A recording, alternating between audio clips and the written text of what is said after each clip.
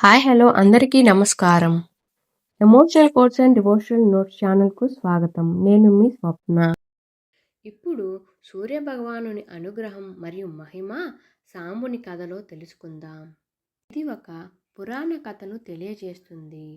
సాంబుడు శ్రీకృష్ణుడు పరమాత్మ మరియు జాంబవతి దేవి కుమారుడు. సాంబుడు చాలా అందగాడు, ధైర్యవంతుడు.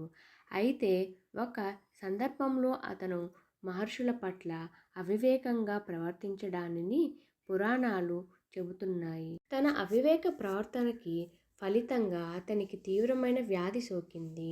ఎంతటి వైద్య చికిత్సలు చేసినా ఆరోగ్యం మెరుగుపడకపోగా రాజవైద్యులు కూడా ఏమీ చేయలేకపోయారు. అప్పుడు మహర్షులు శాంబుడికి ఒక ముఖ్యమైన ఉపదేశం చేశారట. నీవు భక్తి శ్రద్ధలతో సూర్యభగవానుని ఆరాధిస్తే ఆరోగ్యాన్ని ప్రసాదించగలడు అని చెప్పారు.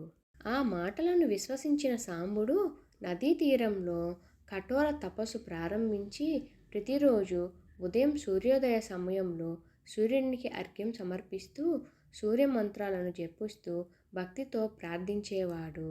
రోజులు గడిచినా నెలలు గడిచినా కానీ సాంబుడు తన భక్తిని విడిచిపెట్టలేదు.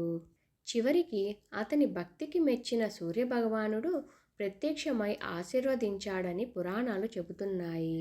ఒక సూర్యభగవానుని అనుగ్రహంతో సాంబుడు తన వ్యాధి నుంచి పూర్తిగా విముక్తి పొందాడు. ఆరోగ్యం, శక్తి, ఆనందాన్ని తిరిగి సంపాదించుకున్నాడు. ఆ భగవంతునిపై భక్తితో కృతజ్ఞతగా సాంబుడు సూర్యభగవానునికి ఒక అద్భుతమైన ఆలయాన్ని నిర్మించాడని కథనం. ఈ కథ మనకు ఒక గొప్ప సందేశాన్ని ఇస్తుంది. సహనం, విశ్వాసం, భక్తితో చేసిన ప్రార్థన ఎప్పటికీ వృధా కాదు. సూర్యభగవానుడు ఆరోగ్యానికి, శక్తికి, జీవితంలో కొత్త ఉత్సాహానికి ప్రతీకగా తెలుస్తుంది.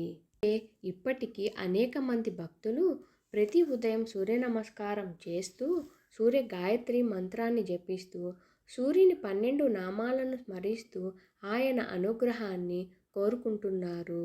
12 నామాల్లో ఏ ఒక్క నామమైనను భక్తితో స్మరిస్తే వారికి సూర్య భగవానుని కృప ఎల్లప్పుడూ లభిస్తుందని ప్రగాఢంగా నమ్మవచ్చు.